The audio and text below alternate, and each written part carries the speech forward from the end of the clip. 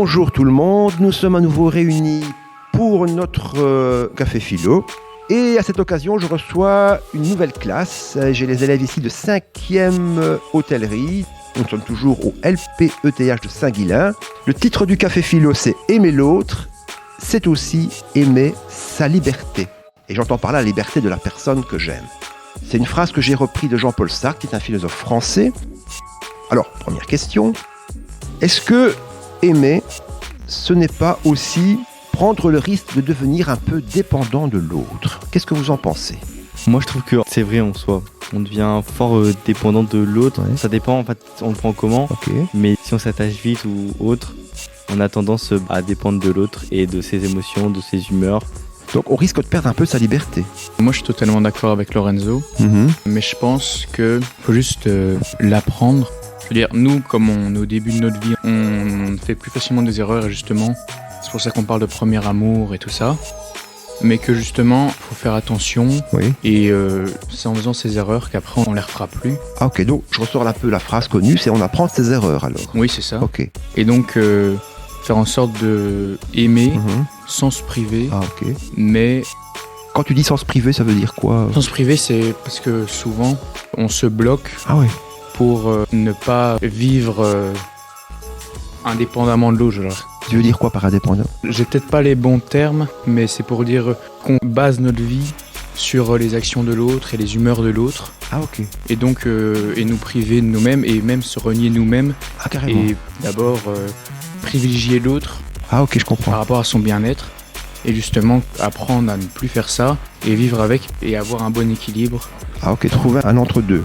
Vous êtes d'accord avec ce qu'il vient de dire? Donc le premier amour, ce ne sera pas le bon, mais au final, on va comprendre qu'il vaut mieux trouver une sorte d'équilibre. Ok.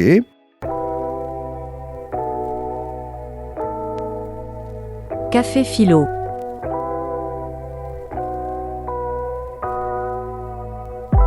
Deuxième question, hein. Est-ce que aimer, ça passe aussi par ce qu'on appelle un désir? Ce serait quoi le désir quand on aime quelqu'un? Est-ce que c'est important? Est-ce que c'est inévitable le désir? Qu'est-ce qu'il faut désirer pour aimer? Alors d'après moi, le désir n'est pas forcément indispensable, mais est toujours présent et vient avec la relation. Oui. S'il n'y a pas de désir dans une relation, c'est que c'est un peu bizarre, c'est plus une amitié ou autre. Ah ok. Et le désir a plusieurs formes. Ça peut être un lien charnel ou autre, un lien corporel, donc le physique, les relations intimes, et en général dans les relations émotionnelles. Il y a du physique, il y a de l'émotion. Oui. Qui vient nourrir mon désir. Oui, c'est les formes de l'amour entre autres. Ok, oui. Et de l'attirance envers l'autre. Ok, donc je suis attiré et mon attirance va s'exprimer, va se matérialiser en moi par un désir que je vais ressentir. Pas forcément que par un désir. Ah, pas qu'à par un désir, ok. Mais ça en fait partie et ça peut en prendre une forme en tout cas. Les autres, vous en pensez quoi? Est-ce que l'amour se met en route par un désir? Est-ce que le désir, c'est quelque chose qui se vit de manière intense? Comment on pourrait définir le désir? Est-ce qu'il faut se montrer désirable? Est-ce qu'il faut montrer son désir à l'autre? Est-ce qu'on attend aussi que l'autre nous montre qu'il nous désire? En soi, oui, il faut techniquement qu'on montre le désir à l'autre, comme à l'inverse, il est censé nous le montrer. Mais, comment expliquer ça? Oui, il faut trop le montrer parce que ça peut être compliqué pour certaines personnes de le montrer, comme pour d'autres, ça peut être peut-être une forme de gêne de montrer qu'on désire trop la personne ou autre. Ah ok, ah oui, ok. De trop montrer son désir, c'est un peu risqué. Bah ça, surtout pour le premier amour, comme Thomas venait de le dire, ça peut être effrayant, on va dire, de trop... Merci. Donc quelqu'un qui montrerait trop l'envie qu'il a de nous, ça peut nous faire peur. Oui, ça peut effrayer l'autre personne, dire qu'elle n'est pas prête ou autre, en fait. Par peur de ne pas donner la même chose exactement comme l'autre. Oui, carrément aussi, de ne pas être à la hauteur du désir de l'autre. Bon, est-ce qu'on peut être effrayé par le désir de l'autre? Ça peut nous effrayer parce que si c'est trop, on a peur de ne pas pouvoir combler les désirs de l'autre. Ah voilà, c'est le mot que j'entendais, combler, absolument. Ok, donc on peut ne pas se sentir à la hauteur quand quelqu'un a beaucoup d'attentes dans ses désirs. Ouais, voilà, pas trop d'un coup, quoi. Ça peut nous lasser après. Ça peut nous lasser aussi. Il faut y aller doucement. Ok. Quelqu'un veut réagir par rapport à Leïla? Moi, je trouve qu'il faut pas forcément modérer ses désirs. Non. Mais en fait, chacun a des désirs envers l'autre dans une relation, et c'est totalement normal. Et justement, ça dépend comment chaque personne le montre. Par exemple, on parle souvent de montrer son amour de différentes façons. Il y a les personnes qui sont plus tactiles. Aussi. Il y a des gens, au lieu de le dire verbalement, le je t'aime, comme ils ont peur de le dire, ils le montrent. Par exemple, soit en rendant le service ou en étant tactile et autres. Et justement, je trouve que l'attente, dans ce cas-là, fait qu'il faut pas tout faire d'un coup, parce que ça, c'est pas forcément que dans les relations amoureuses, c'est aussi amicales et les rencontres en général. Quand on se projette trop, ça peut parfois effrayer la personne comme on ne la connaît pas. Ah, ok. Mais une fois que la relation est établie, que ce soit amicale ou autre, les attentes sont toujours présentes, mais ça dépend de la forme qu'on leur donne. Ok. C'est un équilibre. Je vais prendre mon exemple. Moi, je suis quelqu'un de très tactile et qui ne dit pas forcément les mots. Pourtant, tu parles bien. Mais je sais que la personne en face peut peut-être avoir une autre manière de vouloir le montrer. Et comme elle n'est pas habituée à recevoir, par exemple, la version tactile de la preuve d'amour, peut pas la choquer, mais la frustrer. Et justement... Ou la déstabiliser. Oui, c'est ça. Et d'où le fait qu'une fois la relation établie et qu'il y ait une vraie confiance, que chacun sache faire abstraction de seulement ses envies de mixer entre autres les deux pour comprendre les attentions de l'autre et savoir les transformer. Ah ok, je comprends. Ok, voilà. Donc il faut être à l'écoute des envies et de comment l'autre vit ses désirs, ses envies, pour le laisser s'exprimer aussi, et ne pas venir qu'avec ses envies à soi. Oui. Sinon on risque un peu de perturber l'autre. Oui, c'est de prendre les points de vue de l'autre avant de juste se confronter, par exemple, quand il y a une dispute. En même temps, c'est pas facile quand on a un désir très très fort. À un moment donné, on se dit oui, mais moi, voilà quoi, je suis pris dans mon désir. À un moment donné, j'ai plus le temps de t'écouter. Ça peut arriver, ça aussi. Ok, alors on va quand même un peu en dire plus sur le désir. Hein. Sartre nous dit que attention, le désir, c'est quelque chose qui vient d'un manque, de manière générale.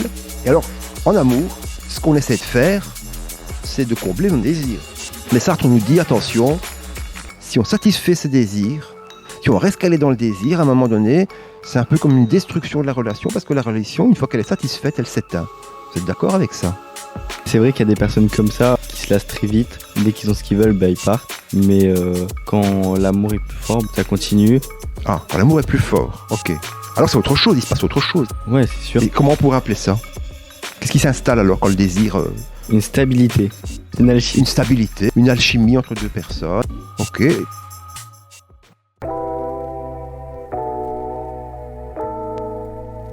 Café Philo.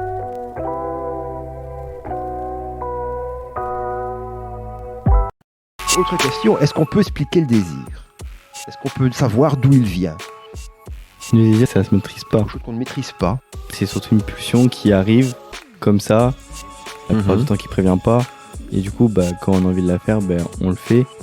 Et que quoi? Et qu'à un moment donné, il y a un risque si on le fait trop vite, si on comble trop. Si on le fait trop vite, ça peut même parfois risquer de nous dégoûter.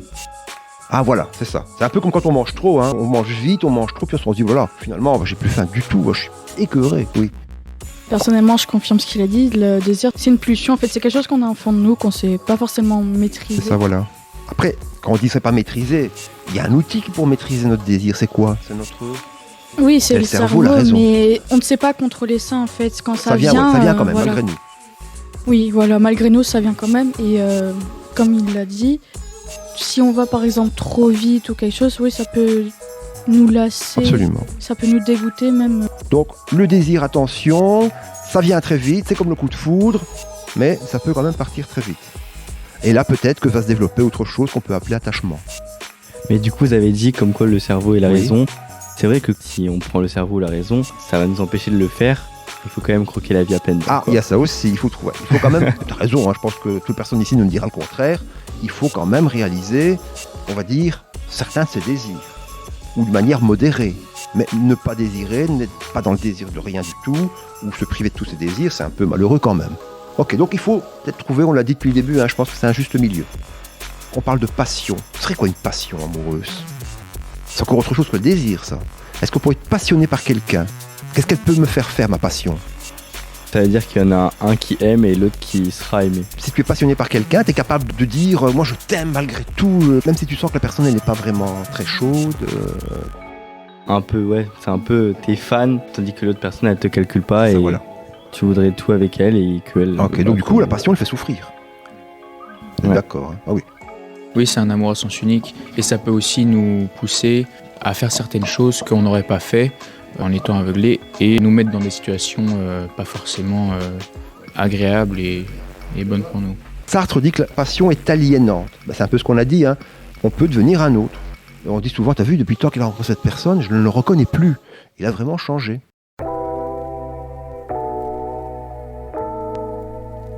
Café Philo.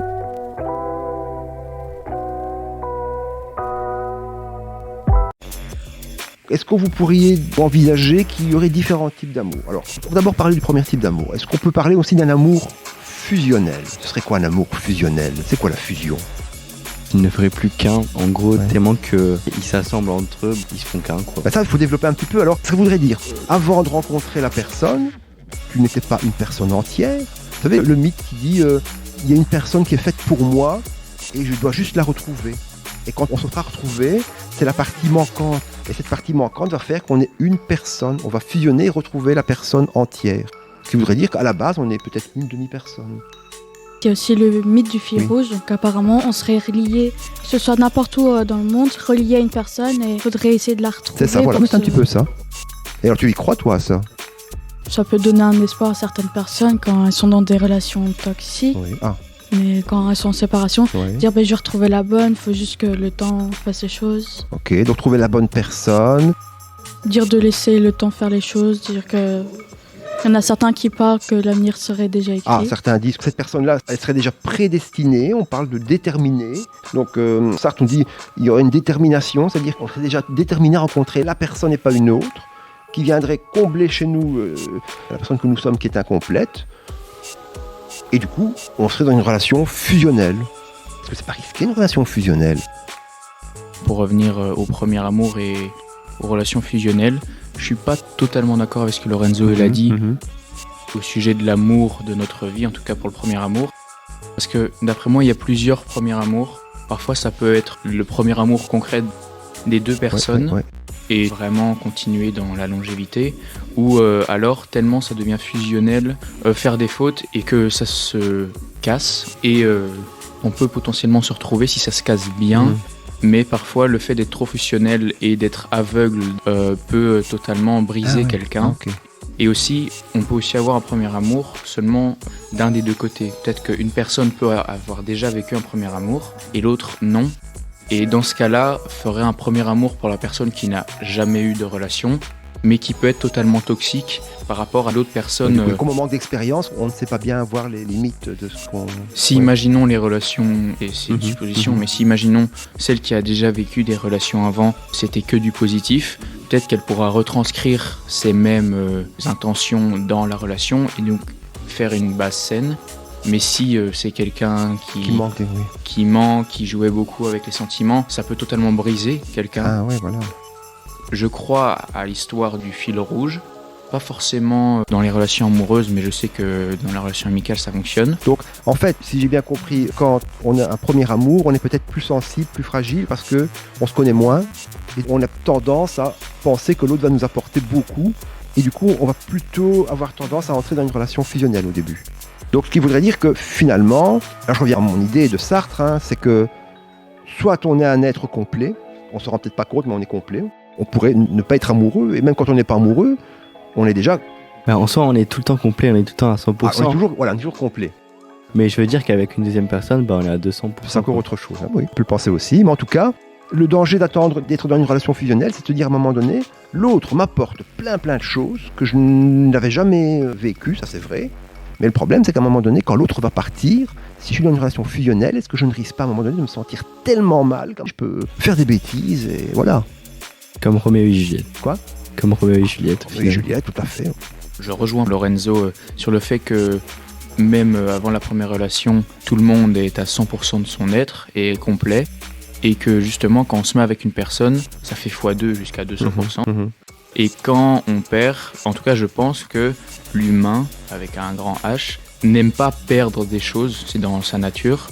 Donc quand on régresse, ça peut tellement frustrer et enchaîner donc des dépressions ou justement faire qu'on fasse des actes qu'on n'aurait pas fait auparavant. Donc je pense que c'est surtout le fait de perdre quelque chose qui peut impacter les... La vie peut perdre sa valeur, ça oui. Ok. Mais en amour, on peut perdre. Mais en perdant l'amour, souvent on perd le charme autour et ça peut parfois, en plus du fait de revenir entre autres à 100% de soi-même et pas à 200% quand on était fusionnel avec l'autre, même si concrètement on sait qu'on est à 100%, parfois on ne s'en rend pas compte et comme ça nous brise tellement, ça nous fait perdre estime en nous-mêmes et par exemple nous faire penser qu'on n'est pas à 100%, mais se sentir vide. Ah, je comprends, c'est ça. Donc en fait, on s'en rend pas compte, mais on est complet. L'amour nous brise, parce qu'il nous fait croire qu'on perd quelque chose. Mais en fait, on pourrait dire aussi que j'ai découvert une partie de moi-même que je ne connaissais pas, l'autre s'en va, mais au moins j'ai découvert ça en moi. Et même si l'amour s'en va, tu restes quand même avec quelque chose de nouveau en toi que tu as découvert. Avec les relations amicales et amoureuses, on découvre des parties de nous-mêmes qu'on ne connaissait pas auparavant. C'est peut-être ça aussi qui est risqué quand on fait une rencontre. C'est que la rencontre nous révèle à nous-mêmes. Oui, donc d'un côté, quand c'est fini, on a appris des choses sur nous-mêmes. Donc il faut qu'en fait l'humain réussisse à continuer à voir le côté positif, mais ne pas oublier qu'on a quand même perdu des choses. Et comme l'humain, je pense, reste dans la partie négative, voire plus le verre à moitié vide que à moitié plein, et bien comme on reste plus dans le côté négatif, même si concrètement on est à 100%, nous faire penser, d'où la dépression, qu'on est vide totalement de l'intérieur, qu'on n'a plus d'estime de soi. Donc d'où le danger de la relation fusionnelle qui peut un peu nous aveugler, nous faire croire qu'on n'est pas aussi complet qu'on pourrait le penser.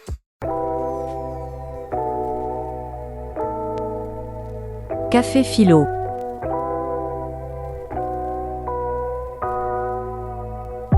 Alors, on va parler d'un certain personnage qui s'appelle Don Juan. C'est quoi un Don Juan? Il arrête pas d'enchaîner les conquêtes. Voilà, c'est ça. Un séducteur. Ça, c'est pour moi. Alors, attends, je ma question. Est-ce que Don Juan, qui est un grand séducteur, est-ce que vous estimez qu'il est libre? Bah pour le coup, il est libre. Oui. Et dès qu'il va être en couple, il va se sentir emprisonné. Voilà. Et c'est quelqu'un qui va se lasser très vite. Ouais, c'est ça. Allez, Leïla veut réagir. Je pense qu'elle a des choses à dire. Vas-y, on t'écoute, Leïla. La personne peut aimer séduire et plaire à tout le monde, quoi. Ouais. Mais à un moment donné, trouver un coup de cœur. Ah, quand même. Et aimer quelqu'un. Donc il va perdre sa liberté alors? Non. Parce que faut que la personne lui laisse de la liberté. Ah, quand même. Okay. Sans trop l'emprisonner. Ok, voilà. Mais comme Lorenzo a dit, si c'est trop sur la personne, ça va juste nous lasser, quoi. Il y a un danger quand même. Allez, Lorenzo veut. Quelqu'un qui a plein de conquêtes comme ça, c'est quelqu'un qui est beau parleur, c'est un peu un manipulateur. Ok, oui. Mais après, devenir comme ça, c'est-à-dire que t'as quand même eu des traumatismes quand même avant. Par exemple, aimer plaire, c'est un truc que t'as pas. Par exemple, quand t'étais peut-être en primaire, tu te faisais harceler ou quelque chose. Peut-être, oui. Ou beau parleur ou manipulateur, c'est parce que tu t'es fait détruire par une relation. En fait, vous percevez que Don Juan, il a un souci. Bah, un peu, ouais. Il l'a eu en fait dans son passé. Ça peut être des traumatismes entre guillemets, par exemple dans son premier amour où la personne lui a dit tu n'es pas assez belle, des choses comme ça, et que du coup pour essayer de se ressentir bien, elle va essayer de tout faire pour plaire aux gens, pour essayer de se rassurer techniquement. Combler le vide. Oui, voilà, pour combler le vide, pour essayer de se rassurer. Donc Don Juan, il veut se rassurer sur sa séduction. Techniquement, oui. Peut-être qu'il se ment. Donc on peut se mentir à soi-même en amour alors. Oui. Carrément. Alors, est-ce qu'on peut dire que Don Juan, en fait, il a peur de s'attacher, Don Juan. C'est un peu ça son angoisse. Et on sait que quand on s'attache, ce qu'on n'aime surtout pas, c'est d'être abandonné. En fait, je pense que c'est peut-être bête à dire, mais on ne naît pas comme ça, mais on le devient vu les expériences et comment on a été brisé auparavant. Et donc, comme il était brisé et baisse dans son estime à 100% de lui, pour revenir prendre un exemple comme auparavant. C'est ça, voilà. Comme être un deuxième choix, avoir été trompé, ou même, par exemple, juste manipuler, séparer, avoir dû des mensonges, etc. Et du coup, le fait de croire qu'on n'a pas de valeur, et pour rattraper cette valeur, essayer de combler ce vide, attacher, c'est ça, voilà. Ne jamais arrêter, son amour, ou essayer d'être en manque d'amour, entre autres, et aller chercher chez plein de personnes. Oui. Mais en faisant ça, ça peut briser aussi d'autres personnes, ça peut tourner dans une boucle infinie, j'ai envie de dire. Ok, oui, bien sûr, oui. Et nous détruire aussi continuellement, parce qu'on peut peut-être avoir l'impression que ça nous aide, mais pas réellement finalement. Donc en fait, le Don Juan, il se fait du mal. Oui, dans un sens, la personne peut estimer que ça ne lui suffit pas en fait. Elle n'est jamais contente. Malgré ce qu'elle reçoit, ça peut ne pas lui suffire par rapport au mal qu'elle a eu. Bien sûr, ok.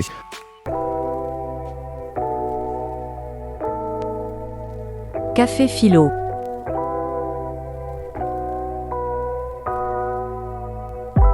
Avant-dernière question avant de vous laisser. Est-ce qu'on peut dire que l'amour n'est pas qu'un jeu d'apparence, c'est un peu un jeu de tromperie, on fait beaucoup semblant en amour. Est-ce que c'est pas risqué de tomber dans ce jeu d'apparence?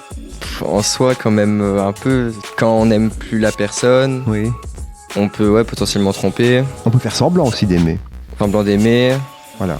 Ouais, voilà, manipuler. Mais non, je trouve aussi que quand on a été détruit une fois, en fait, après, on veut détruire avant d'être détruit. Ah ok. On peut avoir eu des mauvaises expériences, du coup, voilà. Moi, je trouve que, en fait, il faut être sincère avec la personne, avoir un minimum de Il faut tout dire, tu dirais tout, toi. faut tout transparence. dire. Non, pas tout, mais un Ah. minimum de transparence Quand même. pour quand même. la confiance. Ok. Parce que s'il n'y a pas de confiance, en fait, on va se lasser et partir. Ou... Ça n'ira pas. En fait, il faut être sincère et ne pas tromper. Autant quitter la personne avant de faire la chose. Ah quoi. ouais, carrément. C'est pour protéger l'autre personne. Protéger l'autre aussi. Très bien. Par exemple, dès qu'on voit qu'il y a de l'engagement ou commence à avoir une stabilité Mhm, et que la personne en retour t'aime et que toi tu commences à l'aimer, mhm. et vu que tu as peur de l'aimer, tu détruis tout. On peut surtout saboter. Ouais, c'est ça.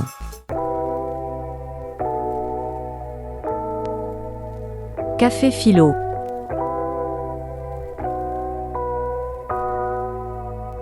Alors, on va quand même conclure. Ma dernière question, si l'amour n'est pas une possession, si l'amour c'est pas affirmer son pouvoir sur l'autre, l'amour n'est-il pas sa propre fin?